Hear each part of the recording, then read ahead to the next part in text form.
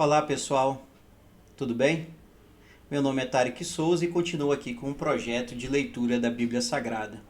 Queria aproveitar a oportunidade para pedir aí o seu apoio a esse projeto, fazendo a inscrição aqui no canal e divulgando essa iniciativa para seus familiares e amigos.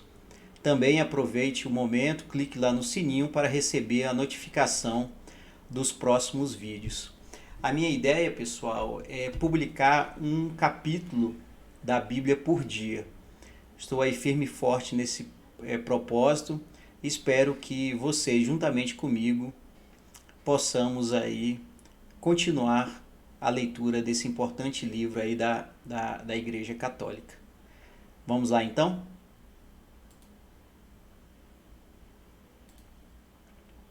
E o nosso foco continua hoje na história de José, capítulo 41 do livro de Gênesis.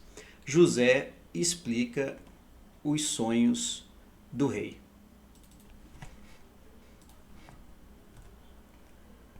Vamos lá então. 2 anos se passaram. Um dia, o rei do Egito sonhou que estava de pé na beira do rio Nilo. De repente, saíram do rio 7 vacas bonitas e gordas, que começaram a comer o capim da beira do rio. Logo em seguida, saíram do rio outras 7 vacas, feias e magras, que foram ficar perto das primeiras vacas na beira do rio. E as vacas feias e magras engoliram as bonitas e gordas. Aí o rei acordou, mas tornou a dormir e teve outro sonho. Desta vez ele viu 7 espigas de trigo que saíam de um mesmo pé. Elas eram boas e cheias de grãos. Depois saíram 7 espigas secas e queimadas pelo vento quente do deserto. E elas engoliram as 7 espigas cheias e boas. O rei acordou. Tinha sido um sonho. De manhã ele estava muito preocupado e por isso mandou chamar todos os adivinhos e todos os sábios do Egito. O rei contou os seus sonhos, mas nenhum dos sábios foi capaz de dar a explicação. Então o chefe dos copeiros disse ao rei: chegou a hora de confessar um erro que cometi. Um dia o senhor ficou com raiva de mim e do chefe dos padeiros e nos mandou para a cadeia na casa do capitão da guarda. Certa noite, cada um de nós teve um sonho e cada sonho queria dizer uma coisa. Lá na cadeia estava com a gente um moço hebreu, que era escravo do capitão da guarda. Contamos a esse moço os nossos sonhos e ele explicou o que queriam dizer. E tudo deu certo, exatamente como ele havia falado. Eu voltei para o meu serviço e o padeiro foi enforcado. Então o rei mandou chamar José e foram depressa tirá-lo da cadeia. Ele fez a barba, trocou de roupa e se apresentou ao rei. Então o rei disse: eu tive um sonho que ninguém conseguiu explicar. Ouvi dizer que você é capaz de explicar sonhos. Isso não depende de mim, respondeu José. É Deus quem vai dar uma resposta para o bem do Senhor, ó rei. Aí o rei disse: sonhei que estava de pé na beira do rio Nilo. De repente, saíram do rio 7 vacas bonitas e gordas, que começaram a comer o capim da beira do rio. Depois, saíram do rio outras 7 vacas, mas essas eram feias e magras.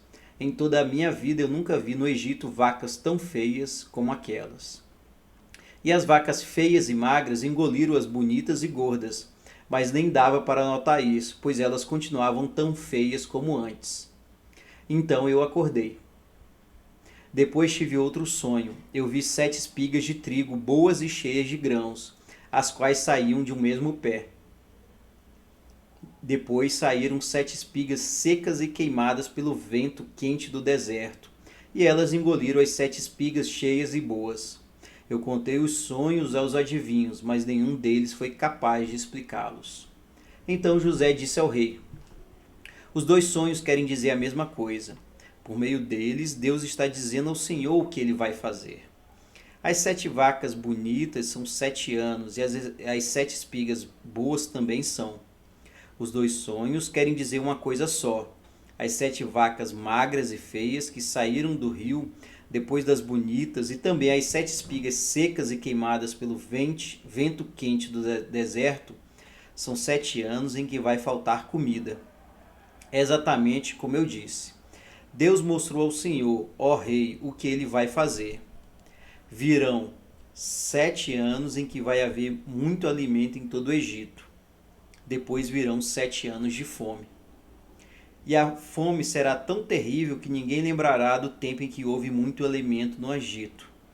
A repetição do sonho quer dizer que Deus resolveu fazer isto e vai fazer logo.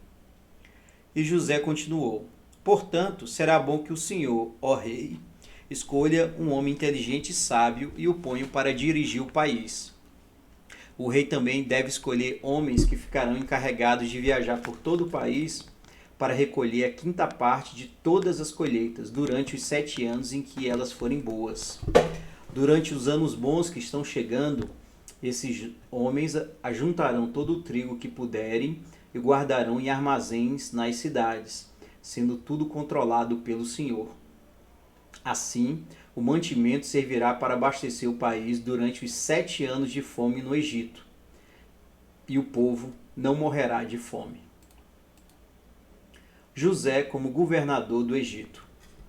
O conselho de José agradou ao rei e aos seus funcionários, e o rei lhes disse: não poderíamos achar ninguém melhor para dirigir o país do que José, um homem em quem está o Espírito de Deus. Depois virou-se para José e disse: Deus lhe mostrou tudo isso, e assim está claro que não há ninguém que tenha mais capacidade e sabedoria do que você.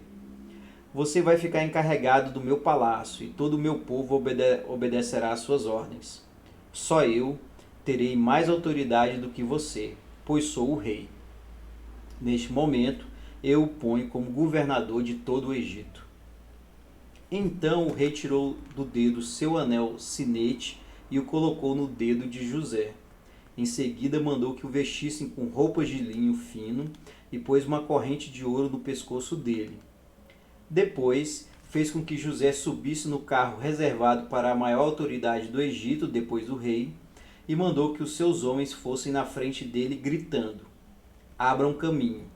Assim, José foi posto como governador de todo o Egito. O rei disse a José: eu sou o rei, mas sem a sua licença ninguém poderá fazer nada em toda a terra do Egito. O rei pôs em José o nome de Zafenate Paneia e lhe deu como esposa Asenate, filha de Potífera, que era sacerdote da cidade de Heliópolis. José tinha 30 anos quando entrou para o serviço do rei do Egito. Ele saiu da presença do rei e viajou por todo o Egito. Durante os 7 anos de fartura, a terra produziu cereais em grande quantidade. E José ajuntou todos os cereais e os guardou em armazéns nas cidades, ficando em cada cidade os cereais colhidos nos campos vizinhos. José ajuntou tanto mantimento que desistiu de pesar, pois não dava mais, parecia areia da praia do mar. Antes de começarem os anos de fome, José teve 2 filhos com a sua mulher Asenate. Pôs no primeiro o nome de Manassés e explicou assim: Deus me fez esquecer todos os meus sofrimentos e toda a família do meu pai. No segundo filho pôs o nome de Efraim e disse: Deus me deu filhos no país onde tenho sofrido. Então acabaram-se os 7 anos de fartura no Egito e, como José tinha dito, começaram os 7 anos de fome. Nos outros países o povo passava fome, mas em todo o Egito havia o que comer. Quando os egípcios começaram a passar fome, foram pedir alimentos ao rei. Ele disse: vão falar com José e façam o que ele disser. Quando a fome aumentou no país inteiro, José abriu todos os armazéns e começou a vender cereais aos egípcios. E de todos os países vinha gente ao Egito para comprar cereais de José, pois no mundo inteiro havia uma grande falta de alimentos. Vamos para a nossa reflexão? Esse então foi o capítulo 41 e mais uma vez é a continuidade da história de José. Agora José já explica, os sonhos do rei nessa famosa história, do Antigo Testamento, e prevê que vão ter anos de fartura, 7 anos, e depois 7 anos de muita fome. O rei do Egito, então, coloca José como a maior autoridade do Egito apenas depois do próprio rei. E ele, como governador, faz todas as ações necessárias para garantir o alimento para o povo egípcio durante os 7 anos de fome que o mundo iria passar. E assim foi feito. Então o povo egípcio tinha comida porque José soube administrar bem os 7 anos de fartura. A grande reflexão que eu faço desse capítulo 41 é que Deus continua a abençoar José e ele foi reconhecido não só por ser uma pessoa capaz de interpretar os sonhos, mas também por ter essa capacidade, né, de comandar, de gerenciar. E isso ficou provado a partir do momento em que o rei do Egito o colocou como governador. Foi a fé de José que o manteve firme na esperança de dias melhores, e os dias melhores chegaram a partir aí do poder e da graça de Deus. É isso que todos nós devemos esperar. Um grande abraço, pessoal, boa noite e até o próximo capítulo.